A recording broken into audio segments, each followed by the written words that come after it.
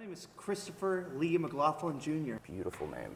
Thank you. So you're doing well today? Yes, sir. That's good. So we're at UNT, and we are both media arts majors, and but Chris here has a lot more experience than I do, and I mean it's provable, and he has before, and he's actually made with a group of guys a full-length feature film that is almost 3 hours long. So, so I kind of want to know where did the idea to start working on that come from, and you know, how did you meet these group of dudes that you get along so well with, that you guys, you know, from different parts of the country were able to come together and make a movie? But we met because of Godzilla.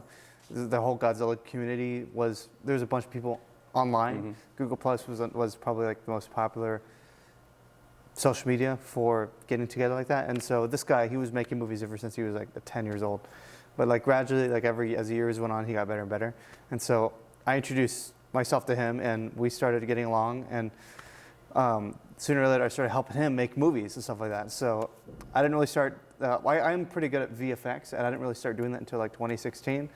I was really bad at it at the very beginning. But so that's what you do for these projects? Yes, the visual effects. It's post-production. It's after filming has happened, I receive the footage and I add the special effects onto the footage. So I basically enhance the filmmaking that can't be filmed in real life.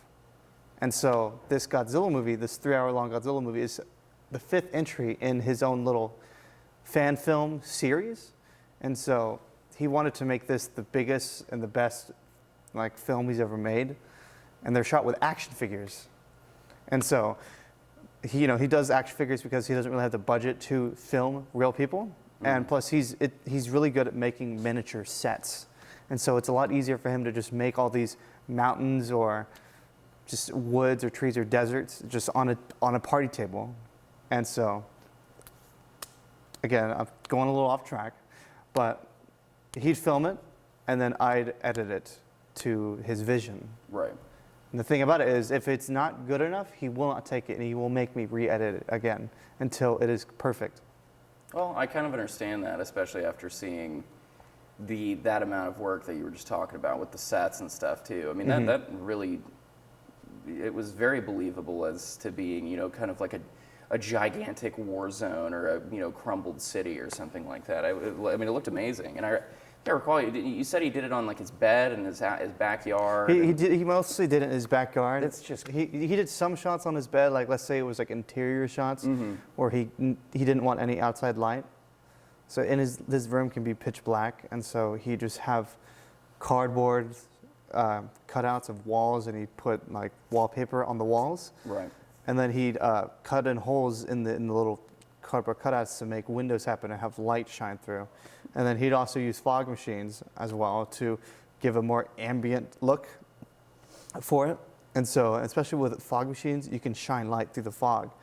And so you can really see we call them God rays. It might be called volumetrics, but that's whenever you can see the rays of light.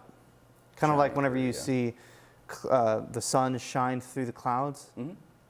We just call those God rays, but it's probably the proper terms, volumetrics. But here I am repeating myself. I'm sorry. Did you also work on the other films too, or was this your first? Yeah, so I worked on the other films. This is